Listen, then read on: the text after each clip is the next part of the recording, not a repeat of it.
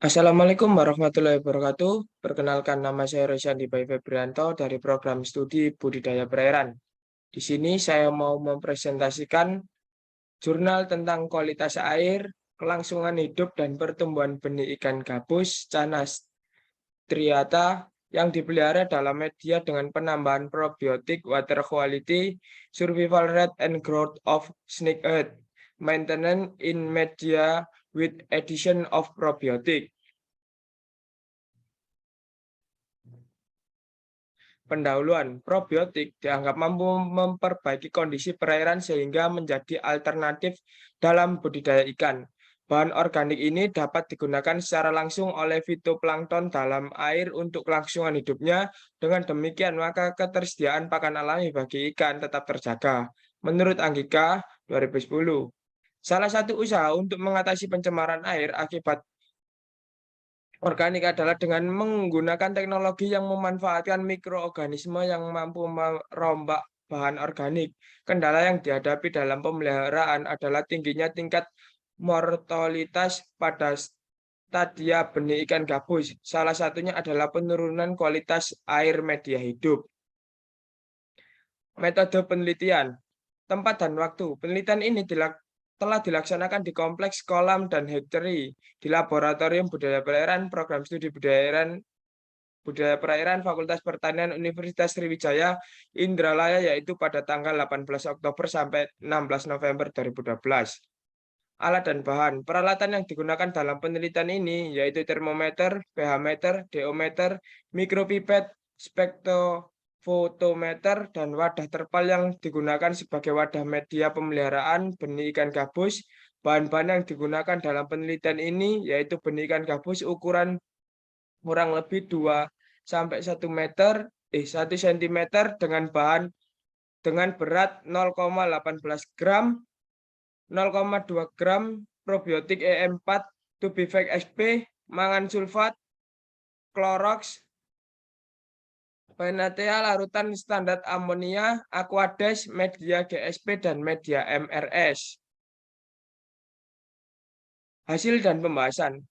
Kualitas air, media perlakuan yang diberi probiotik menunjukkan bahwa nitrat yang dihasilkan melalui proses nitrifikasi lebih tinggi daripada kadar nitrat yang pada perlakuan kontrol. Kisaran nitrat 0,1 sampai 0,15 pada perlakuan P4 menunjukkan nilai yang lebih tinggi dibandingkan dengan kisaran nilai pada perlakuan lainnya, terutama pada perlakuan tanpa pemberian probiotik. Penurunan amonia ini juga disebabkan karena adanya proses nitrifikasi yang telah dilakukan oleh bakteri Nitrosomonas dan Nitrobacter yang mengubah amonia menjadi nitrit dan nitrat, serta proses denitrifikasi yang mengubah nitrat kembali menjadi gas nitrogen. Kelangsungan hidup. Hal ini disebabkan karena pada perlakuan ini kualitas air yang terbaik yang ditunjukkan oleh nilai suhu, pH, DO, amonia, nitrit, dan nitrat yang paling baik di antara perlakuan yang lainnya, karena pemberian probiotik secara berkala akan sangat membantu pemberian kondisi ekosistem air yang ideal, baik dalam hal efisiensi penyerapan pakan, proses nitrifikasi kontrol, pertumbuhan alga, hingga ketersediaan oksigen terlarut yang optimal. Hal ini disebabkan karena koloni yang mendominasi pada perlakuan ini merupakan koloni bakteri patogen yang menyebabkan penurunan kualitas air. Lanjutan dari kelangsungan hidup, hal ini disebabkan karena pada perlakuan ini kualitas yang terbaik yang ditunjukkan oleh nilai suhu, pH, DO, amonia, nitrit, dan nitrat yang paling baik di antara perlakuan lainnya. Karena pemberian probiotik secara berkala akan sangat membantu pemberian kondisi ekosistem air yang ideal, baik dalam hal efisiensi, penyerapan pakan, proses nitrifikasi, kontrol, pertumbuhan alga, hingga ketersediaan oksigen terlarut yang optimal. Pertumbuhan. Pertumbuhan dapat dirumuskan sebagai pertambahan ukuran panjang atau berat dalam periode waktu tertentu. Pada penelitian ini, parameter pertumbuhan yang diamati meliputi panjang dan berat benih ikan gabus, pertambahan panjang mutlak. 1 bulan pemeliharaan dan pertumbuhan panjang paling rendah pada perlakuan kontrol yaitu sebesar 0,7 cm. Nilai kelangsungan hidup yang rendah tersebut disebabkan oleh jumlah populasi bakteri probiotik yang terlalu tinggi yang mengakibatkan rendahnya kadar oksigen terlarut dalam air media perlakuan. Terdapat bakteri aerob yang memerlukan oksigen untuk hidup, sehingga oksigen yang didapat pada perlakuan ini mengalami penurunan karena oksigen yang ada dimanfaatkan oleh bakteri tersebut. Pertambahan bobot mutlak.